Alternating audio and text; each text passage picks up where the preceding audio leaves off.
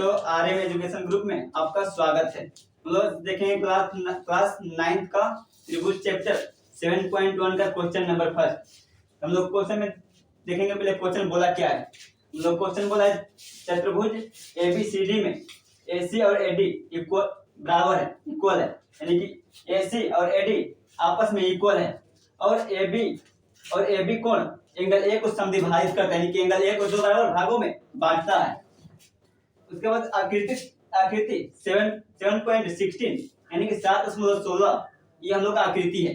आकृति में हम लोग दर्शाना है कि त्रिभुज एबीसी सर्वांगसम त्रिभुज एबीडी के बराबर होगा। और एक और चीज करना है, बोला है कि बीसी और बीडी के बारे में आप क्या कह सकते हैं। तो हम लोग सबसे पहले इसको सर्वांगसम करेंगे, उसके बाद बीडी और बीसी और बीडी के बारे में बात करेंगे। सबसे पहले हम देखेंगे दिया है हम लोग को, दे दिया है AC इक्वल टू एडी, यानी कि AC और AD इक्वल दोनों दे दिया है। और दिया है कि AB एंगल ए को समद्विभाजित करता है, जो AD है एंगल ए को क्या करता है, दो बराबर भागों में बांटता है। तो हम लोग को दर्शाना है कि त्रिभुज ABC सर्वांगसम त्रिभुज ABD। तो लोग सबसे पहले तीन चीज इसमें ढूंढेंगे, सर्वांगसम करने के लिए तीन चीज ढूंढेंगे। तो लोग फर्स्ट चीज मिल गया, हम लोग लिखेंगे यहाँ पर सबसे पहला चीज हम लोग मिलता है AC इक्वल टू AD। सबसे पहले चीज हम लोग को मिलता है AC इक्वल टू AD, जो कि पहले से दे दिया है, जो कि पहले से दिया है। एक चीज मिल गया हम लोग को। और दूसरा चीज हम लोग को ये देख रहे हैं कि ये एंगल ये और एंगल ये, ठीक है, हम अपने से इसको मान लेंगे एंगल 1 और इसको मान लेंगे एंगल 2, ठीक है। तो हम यहाँ पर ये और ये बराबर आपस में बराबर है, इसलिए हम लोग लिख लेंगे यहाँ पर angle 1 equal to angle 2।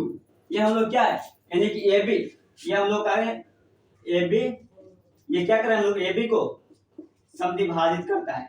AB का सम द्विभाजक है, ये भी लिख सकते हैं, AB का सम द्विभाजक है, यानी कि हम लोग AB को दो बराबर भागों में बांट रहा है। लोग दो चीज मिल गया और एक चीज हम लोग बाकी लग रहा है, अब क्या, यानी कि जो AB और AB दोनों के बीच में कॉमन है, यानी कि उभयनिष्ठ है। जब हम लोग इसको इस पे चिपकाएंगे तो AB और AB क्या हो जाएंगे, दोनों के बीच में आ जाएंगे और AB हम लोग क्या हो जाएंगे, कॉमन हो जाएंगे।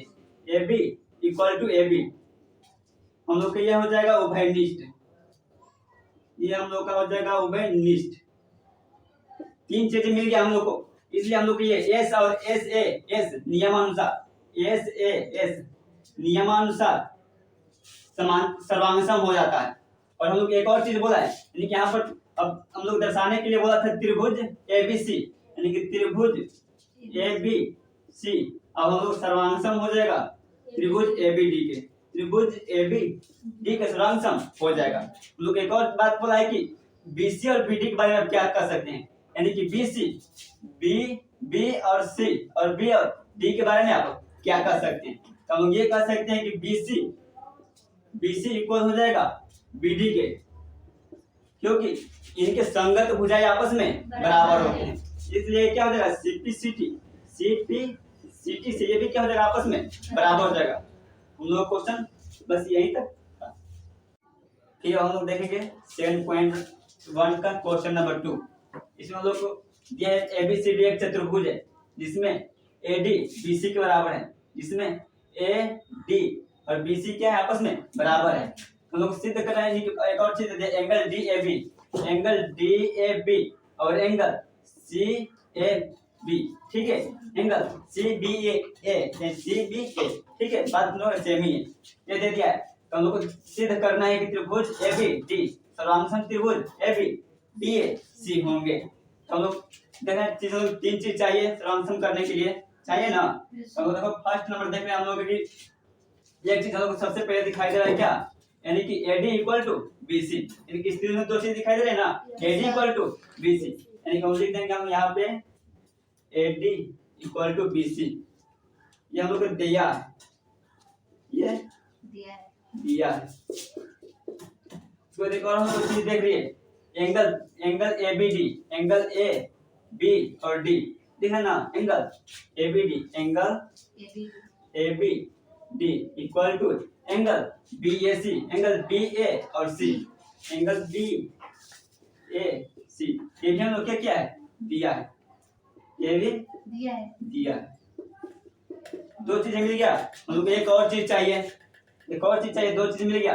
और इस त्रिभुज को अगर हम लोग ऐसे पलटेंगे सर्वांशम करने के लिए, तो हम लोग का ए बी हम लोग क्या हो जाएगा, कॉमन जगह यानी कि ए बी हम लोग क्या हो जाएगा, उभय निष्ठ हो जाएगा। तो हम लोग ए बी इक्वल टू यहाँ क्या हो जाएगा, A B equal to A B, ये हो जाएगा हम लोग का उभय निष्ठ, उभय निष्ठ।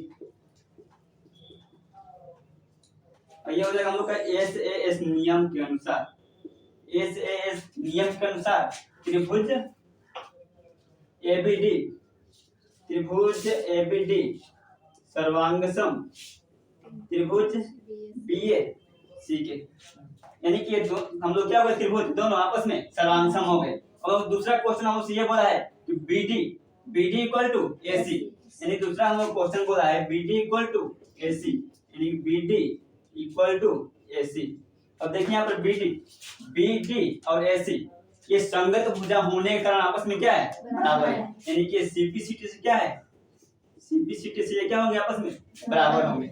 अब फिर थर्ड नंबर क्वेश्चन पूछा कि एंगल एबीडी यानी कि एंगल एबीडी और एंगल बीए और सी, यानी कि एंगल थर्ड नंबर क्वेश्चन कहा है कि angle ABD, angle ABD equal to angle BA C, ठीक है। इनके भी क्या होंगे, संगत भुजा है, आपस में बराबर होंगे, जिसकी वजह से ये भी सीपीसीटी के अनुसार बराबर होगा, ये भी सीपीसीटी के अनुसार क्या हो जाएंगे, बराबर हो जाएंगे।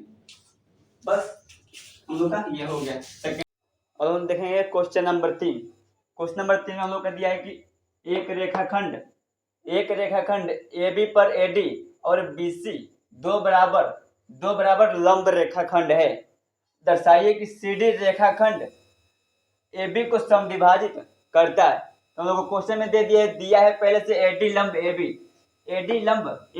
और BC लंब AC दे दिया है पहले से हम लोग को।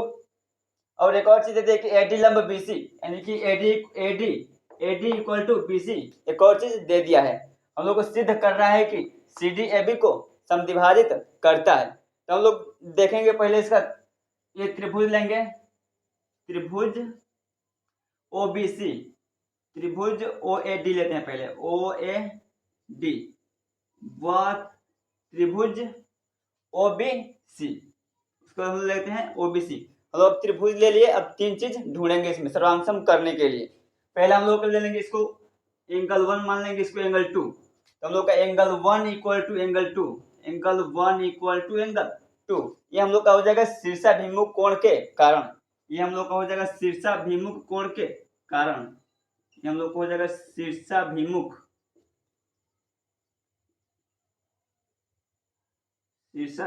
कोण। और हम लोग फिर एक और चीज देख रहे हैं इसमें कि angle B equal to angle A, angle B equal to angle A 90 degree होगा, angle B equal to angle A ये 90 डिग्री होगा। क्योंकि ये इसलिए होगा क्योंकि यहाँ पर लिख देंगे प्रत्येक 90 डिग्री, प्रत्येक 90 डिग्री क्यों, क्योंकि BC का लंब है, क्योंकि BC लंब AB। और एक और चीज यदि हम लोग का AD लंब AB,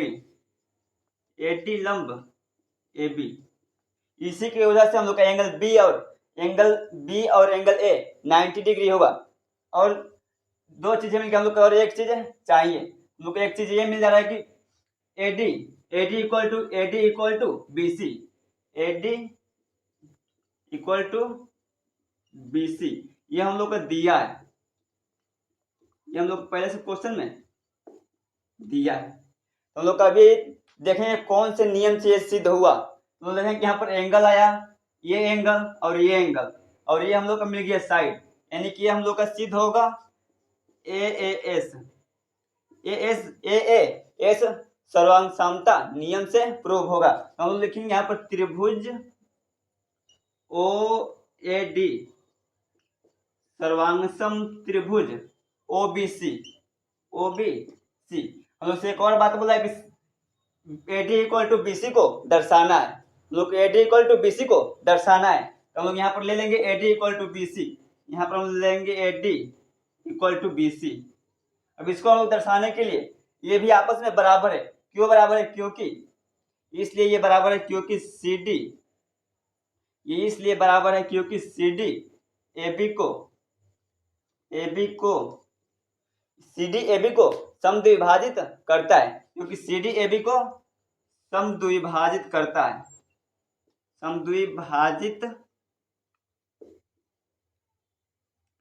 करता है। इसलिए ये क्वेश्चन आपस में, इसलिए AD इक्वल टू BC आपस में बराबर होंगे।